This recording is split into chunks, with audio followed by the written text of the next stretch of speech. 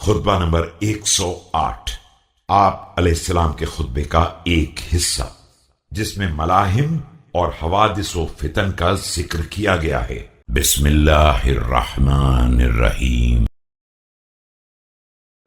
پروردگار عالم کی تعریف۔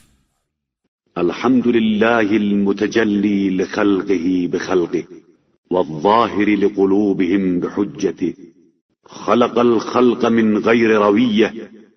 ساری تعریف اس اللہ کے لیے جو اپنی مخلوقات کے سامنے تخلیقات کے ذریعے جلوہ گر ہوتا ہے اور ان کے دلوں پر دلیلوں کے ذریعے روشن ہوتا ہے۔ اس نے تمام مخلوقات کو بغیر سوچ بچار کی زحمت کے پیدا کیا ہے۔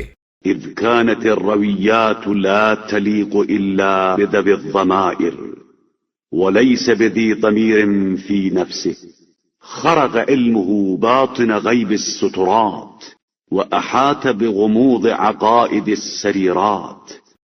کہ سوچنا صاحبان دل و ضمیر کا کام ہے اور وہ ان باتوں سے بلند تر ہے۔ اس کے علم نے پوشیدہ اسرار کے تمام پردوں کو چاک کر دیا ہے اور وہ تمام عقائد کی گہرائیوں کا احاطہ کیے ہوئے ہے۔ رسول اکرم صلی اللہ علیہ وآلہ وسلم کا ذکر۔ اختاره من شجرة الأنبياء ومشكاة الضياء وذؤابة العلياء وسرة البطحاء ومصابيح الظلمة وينابيع الحكمة۔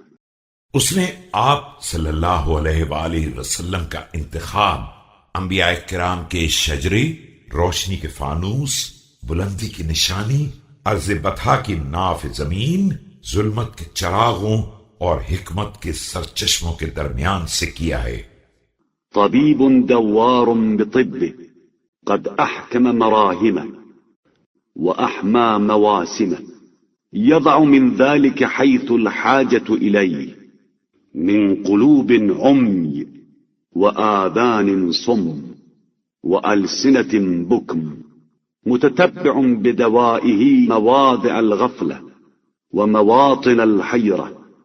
آپ صلی اللہ علیہ وآلہ وسلم وہ طبیب تھے جو اپنی طبابت کے ساتھ چکر لگا رہا ہو کہ اپنے مرہم کو درست کر لیا ہو اور اپنے داغنے کے آلات کو تپا لیا ہو کہ جس اندھے دل، بہرے کان، گونگی زبان پر ضرورت پڑے فوراً استعمال کر دے۔ اپنی دوا کو لیے ہوئے غفلت کے مراکز اور حیرت کے مقامات کی تلاش میں لگا ہوا ہو۔ فتنہ بنی امیہ۔ لم يستطيعوا بأضواء الحكمة ولم يقدحوا بزناد العلوم الثاقبة فهم في ذلك كالأنعام السائمة والصخور القاسية قد انجابت السرائر لأهل البصائر۔ ان ظالموں نے حکمت کی روشنی سے نور حاصل نہیں کیا اور علوم کے چکماق کو رگڑ کر چنگاری نہیں پیدا کی۔ اس مسئلے میں ان کی مثال چرنے والے جانوروں اور سخت ترین پتھروں کی ہے۔ بے شک اہل بصیرت کے لیے اسرار نمایاں ہیں۔